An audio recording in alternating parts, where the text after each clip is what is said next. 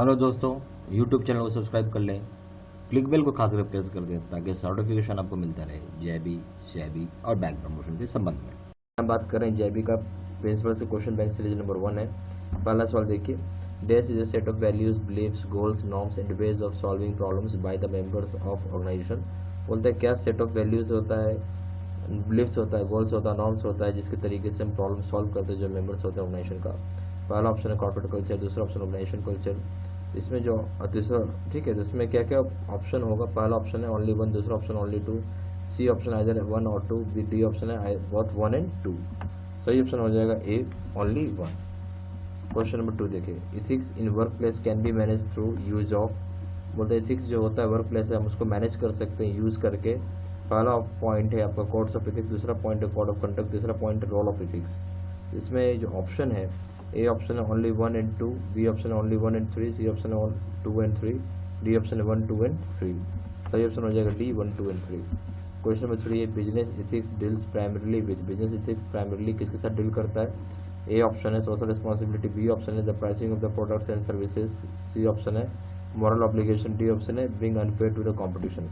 सही ऑप्शन है C, business ethics deal करता है प्राइमरीली विद मॉरल ऑब्लिगेशन के साथ। Question number 4, according to the concept of moral intensity, a worker is most likely to behave ethically and legally when।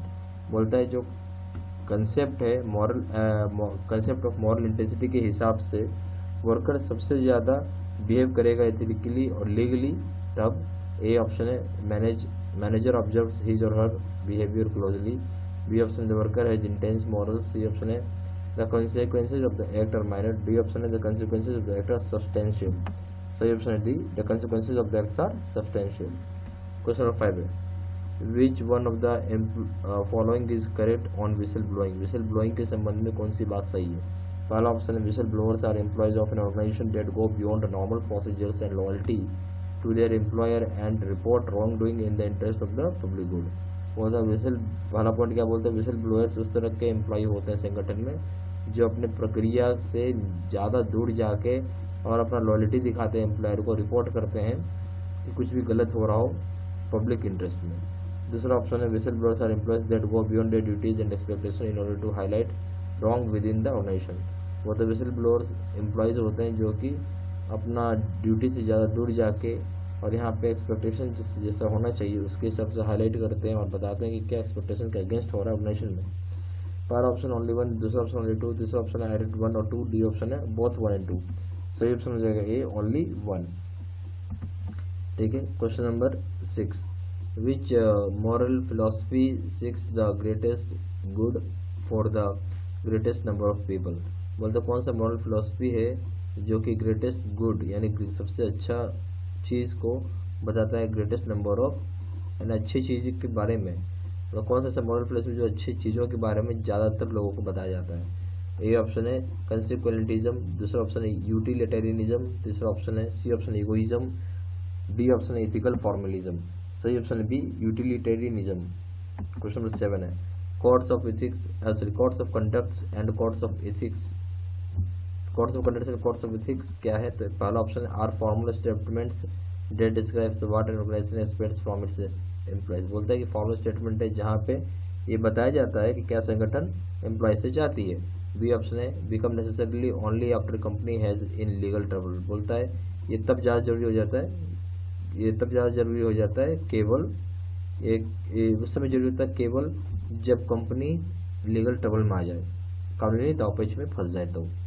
फिर तीसरा option C option are design for top executives and managers not regular employees. बोलता है ये design किया गया top executives managers के लिए ना कि रेगुलर एम्प्लॉयज के लिए। डी ऑप्शन है बोलता है कि rarely become an effective component of ethics and compliance programme. बोलता है बहुत रेयरली ही ऐसा होता है कि इफेक्टिव कंपोनेंट बनता है इथिक्स और कंप्लायंस प्रोग्राम का। सही ऑप्शन है A, are formal statements that describes what an organisation expects from its employees. Question number 8 है इथिक्स मीन्स। इथिक्स का मतलब क्या है। तो एक पहला पॉइंट है करेक्टर, दूसरा पॉइंट है मैनर, तीसरा पॉइंट है कस्टम। तो ए ऑप्शन है ओनली 1 2, बी ऑप्शन है ओनली 1 एंड 3, सी ऑप्शन है ओनली 2 एंड 3, डी ऑप्शन है 1 2 एंड 3। सही ऑप्शन हो जाएगा डी, 1 2 एंड 3। क्वेश्चन नंबर 9 देखिए PRA takes a utilitarian viewpoint of ethics. He will therefore judge a business decision to be ethic also long as बोलते पहले यहाँ पे व्यू लेते हैं utilitarian view point of ethics का, जहाँ पे बताते हैं कि जज करते हैं जो बिजनेस डिसीजन होगा वो एथिक होगा एज लॉन्ग एज, कब तक, ए ऑप्शन है more good than bad result from the decision, B option everybody is treated fairly, C option है certain rights are not violated, D option है he has good character and integrity. सही option हो जाएगा A more good than bad result from the decision.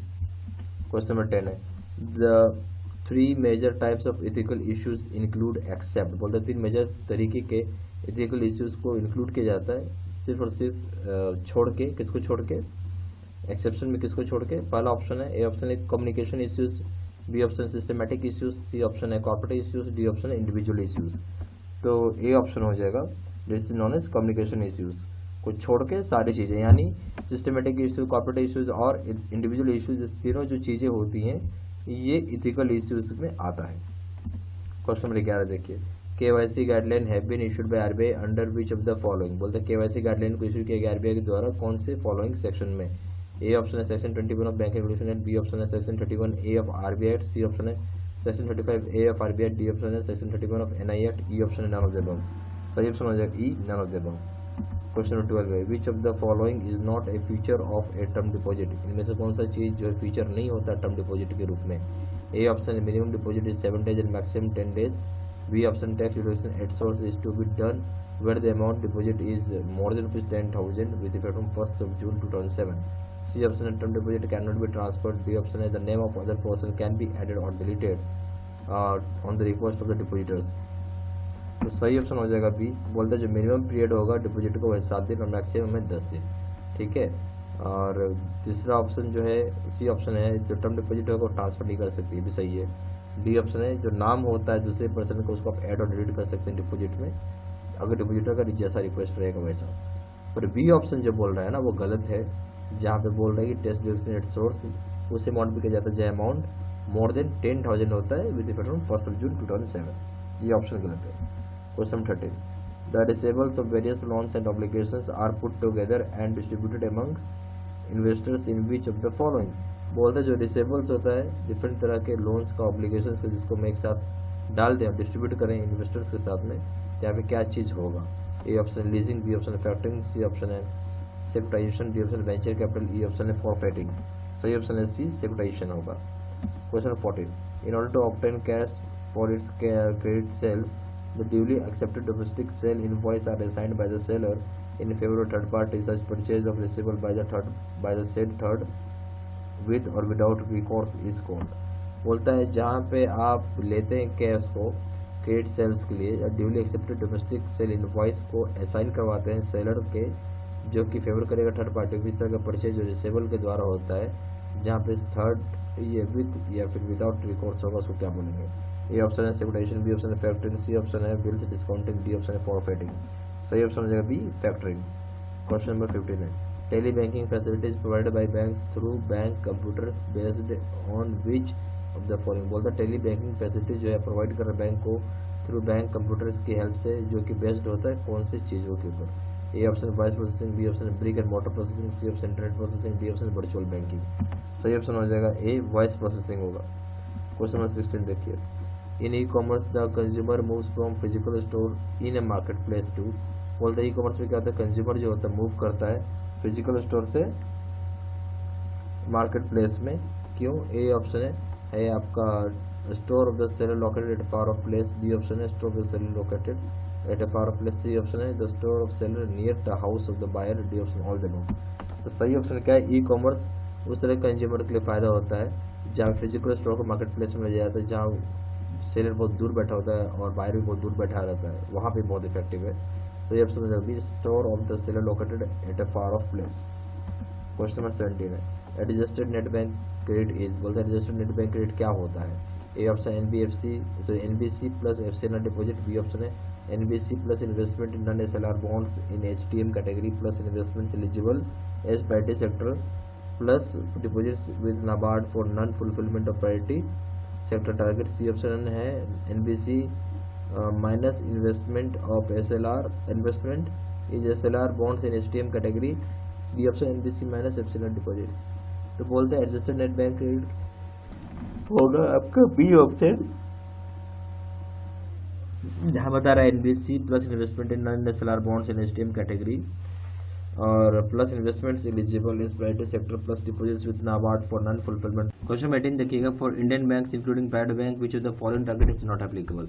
बोलते जब भारतीय bank और जिसमें प्राइवेट बैंक को भी इंक्लूड कर दिया गया तो उसमें कौन सा टारगेट उनके लिए एप्लीकेबल नहीं है। A option overall target 40% of NBC, B option है agriculture loan 18% of NBC, C option है weaker section 10% of NBC, D option micro and small enterprises 10% of NBC. सही ऑप्शन है D micro and small enterprise of 10% NBC and adjusted net bank credit. NBC का full form क्या, adjusted net bank credit. ये applicable नहीं होगा micro small enterprises में जहाँ 10% of NBC है, पर ये सारे की सारी चीज़ें एप्लीकेबल है। एबीसी पॉइंट प्राइवेट सेक्टर में आता है कि ओवरऑल टारगेट जो होगा 40% ऑफ एनबीसी होगा, एग्रीकल्चर लोन 18% ऑफ एनबीसी होगा, वीकर सेक्शन 10% ऑफ एनबीसी होगा। क्वेश्चन 19 देखिए, what is the maximum loan that could be sanction to the borrower under retail trade in private sector.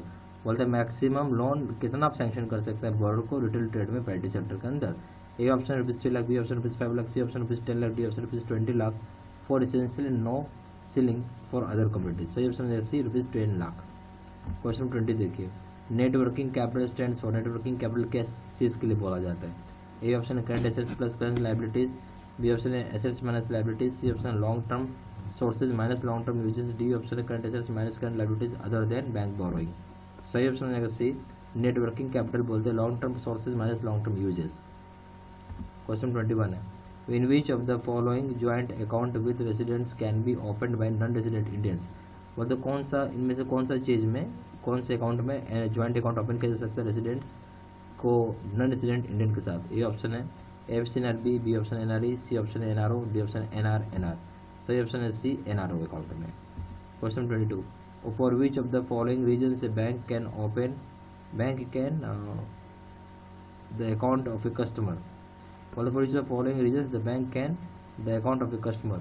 मतलब किन कारणों से बैंक जो होता है अकाउंट जो होता है कस्टमर का क्या करेगा। ए ऑप्शन है where the customer regularly draws checks without sufficient balance in the account, B option है where the customer issues the checks and frequently stops payment of such checks, C option है where the customer acts in the manner detrimental to the interest of the bank, D option all the above। तो सही option है D all the above. इन सभी कारणों में bank जब चाहेगी तब कस्टमर अकाउंट क्लोज कर सकती है। Question 23, B was having account with universal bank, B got confirmation from B. Bank got confirmation from B for the balance of the account. Later on, B brought to the bank's notice a fact or that 2 checks have been debited to his account. Bank, however, claimed that the customer has already confirmed the balance.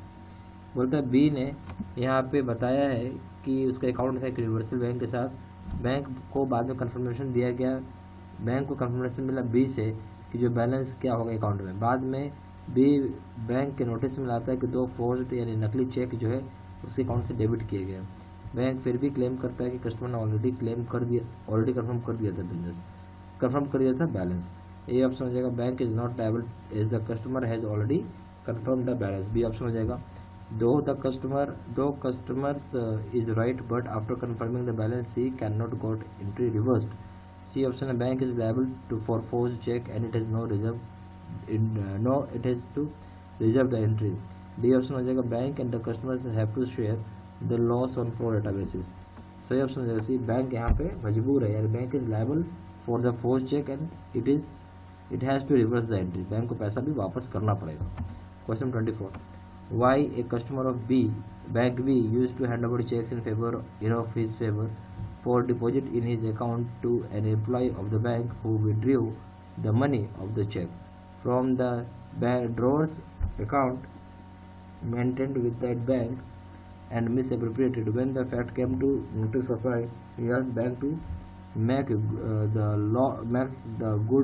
loss as the employee was on roll of the bank. Bank refused to company Y। बोलते हैं Y जो होता है customer होता है bank का जिसने check को हैंड ओवर किया, ठीक है, जो कि उसके फेवर में करता है डिपॉजिट करने के लिए अकाउंट में। एम्प्लॉय जो बैंक का एम्प्लॉय होता है उसको बैंक का एम्प्लॉय जो होता है बाद में पैसा निकाल लेता है उस चेक से जो ड्रॉअर के अकाउंट का होता है जो कि मेंटेन किया हुआ बैंक के साथ, और उसको मिस एप्रोप्रिएट करता है। ये बात बाद में नोटिस में आता है वाई के और बैंक के पास पहुंचता है, बोलता है जो भी नुकसान हो उसकी भरपाई करे बैंक। एम्प्लॉय क्योंकि वो एम्प्लॉय जो है रोल पे था बैंक का। बैंक बाद में मना कर देती है कंपनी वाई को। तो ए ऑप्शन है कि bank has Y has the right to proceed against the bank. B option Y has the right to proceed against the bank also individually against the employee. C option है bank is not liable since for handling over the cheques to an bank employees the bank had never authorised the employee. D option है bank is not liable for the actions of the employee when these are during the banking hours and on behalf of the bank। सही option है C, bank यहाँ पे liable नहीं है। Bank is not liable since for handling over the cheques to the bank employees bank had never authorised the employee. बोलता है कि bank यहाँ पे लायबल नहीं कि बैंक ने, क्योंकि यहाँ पे जब हैंड ओवर कर रहे हैं चेक को एम्प्लॉय को, तो बैंक ने कभी ऑथराइज नहीं किया उस तरह के एम्प्लॉय को। Question 25. For the purpose of carrying on off-site supervision, RBI calls for important returns called। बोलता है जहाँ पे जो पर्पस होता है कैरी करने का ऑफ साइड सुपरविजन, आरबीआई उस चीज़ को क्या इम्पोर्टेंट क्या उसको उस रिटर्न को क्या बोलता है, इम्पोर्टेंट रिटर्न्स को। ए ऑप्शन है बेसिक स्टैटिस्टिकल रिटर्न BSR, दूसरा ऑप्शन है एक्सप्रेस रिटर्न, तीसरा ऑप्शन आर रिटर्न, चौथा ऑप्शन है DSB रिटर्न। सही ऑप्शन है डी, DSB रिटर्न होगा ये। क्वेश्चन नंबर 26 है under section 38A of Banking Regulation Act, when High Court orders liquidation of the bank, which among the following can be liquidated। बोलता है जो under section 38A of banking regulation act होता है, जहाँ पे बोलता है कि हाई कोर्ट का जो ऑर्डर आया बैंक को लिक्विडेट करने का, यहाँ पे कौन लिक्विडेटर होगा। ए ऑप्शन RBI, SBI और any public sector bank. B option है RBI और court appointed liquidator only. C option है RBI, SBI और any public sector bank. D option banks can not be appointed liquidators. सही option है RBI या फिर RBI, SBI या फिर कोई पब्लिक सेक्टर बैंक हो सकता है। Question 27। X A customer of popular bank had deposited an amount of ₹12,500 in his saving bank account which was created by the bank in the account of Mr. Y। The relationship between the bank and Y is, बोलते x एक customer है popular bank का जिसे जमा किया है amount 12,500 रुपये अपने सेविंग बैंक अकाउंट में, जो कि क्रिएट किया गया बैंक के द्वारा, और वो अकाउंट मिस्टर वाई के अकाउंट में क्रिएट कर दिया उसने। रिलेशनशिप यहाँ पे बैंक और वाई का क्या होगा। A option trustee beneficiary, debtor creator, तीसरा ऑप्शन क्रिएटर डेप्टर, चौथा ऑप्शन बेनिफिशियरी ट्रस्टी। सही ऑप्शन हो जाएगा सी, क्रिएटर डेप्टर का रिलेशनशिप हो गया ये। Question 28. An order check of ₹55,000 is issued by Mr. X in his account favoring M, a minor who approached the bank cash payment। बोलता है कि यहाँ पे एक चेक ऑर्डर रिसीव हुआ है 55,000 रुपये का मिस्टर एक्स के द्वारा, बाद में वो अकाउंट फेवर करता है मिस्टर एम को जो माइनर है, तो वह बैंक अप्रोच करता है कैश पेमेंट के लिए। ये ऑप्शन है bank cheque being is favour of a minor candidate can not be paid. B option है check shall be paid like any other cases। D option है check will be paid if the amount is a minor, check will be paid if the minor is accompanied by the guardian। D option है check will be paid shall be paid if the guardian provides guarantee for the payment। सही option है भी check shall be paid like other cases। ठीक है। Question 29 देखिए, X issued a check of ₹32,000 payable to B or order। The check is displaced and found by Mr. C. C forges B's signature and endorses in favor of D, who presented a check for the payment of the bank but it is dishonored। बोलता है x ने यहाँ पे एक check issue किया जो कि 32,000 रुपये का, जो कि पे करेगा बी को। चेक बाद में मिसप्लेस हो गया और पता किया तो यहाँ पे पता चला कि वो सी के द्वारा उसको मिला। सी ने फोर्ज किया बी का सिग्नेचर, एंडोर्स कर दिया डी के फेवर में, जो कि प्रेजेंट किया चेक को पेमेंट कराने के लिए बैंक के लिए, और बाद में वो डिसऑनर हो गया। A option D can never recover the amount from X, B and C. B option D can recover the amount from X and B. C option D can recover the amount from C only. B option A D can not recover the amount from C only. यहाँ पे सही option क्या हो जाएगा, सही option हो जाएगा B, cheques shall be paid like other in other cases. Question 29 यहाँ पे क्या था, सी ऑप्शन हो जाएगा D can recover the amount from C only. Question 30, mister Z gets a demand draft issued from the bank in favour of his son S, who is to visit another town in connection with some business purchases। He requests the bank to substitute the word order by bearer in the DD so that his son does not face any difficulty in the new term।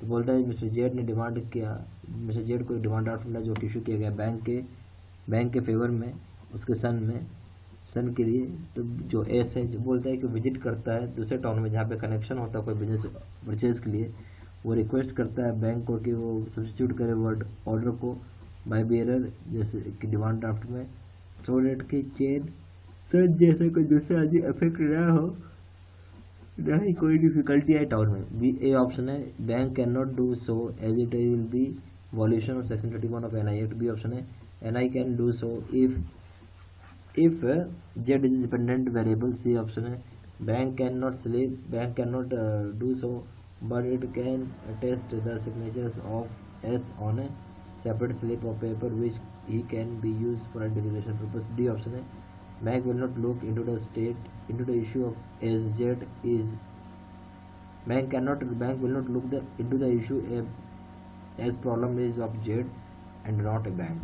सही option हो जाएगा यहाँ पे C, bank can not do so but it can attest the signatures of S on a separate slip of paper which can be use for identification purposes. यहाँ पे proper आप JIB का video course का package ले सकते हैं। Video lecture courses का case study है, न्यूमेरिकल वीडियो होगा, 13,500 क्वेश्चन बैंक होगा, सुपर नोट्स होगा, क्विक रिवीजन नोट होगा और 30 मॉक टेस्ट होगा। यहाँ पे जो जेआईबी के कोर्सेज है दो तरह के कोर्सेज है, एक पीपीटी वीडियो कोर्स है जिसमें जेआईबी का प्रिंसिपल से लीगल करेंगे उसमें 600 रुपये, जेआईबी का अकाउंटिंग करेंगे उसमें 800 रुपये, जेआईबी का कॉमो पे करेंगे उसमें 1500 रुपये। देखिए face to face video course जो सबसे ज्यादा सेलिंग वाला पावरफुल कोर्स है जिसमें जेआईबी का प्रिंसिपल से लीगल करेंगे उसमें 1200 रुपये, जेआईबी का अकाउंटिंग करेंगे उसमें 1500 रुपये, जेआईबी का कॉमो पे करेंगे उसमें 3000 रुपये। ज्यादा जानकारी के लिए फोन कर सकते हैं। फोन नंबर हो जाएगा 4 times 9685127, दूसरा नंबर है 7827546946। वेबसाइट में जाकर डायरेक्टली ऑनलाइन ऑर्डर प्लेस कर सकते हैं। वेबसाइट हो जाएगा www.jibcstudymaterial.com, ईमेल आईडी 0693@gmail.com।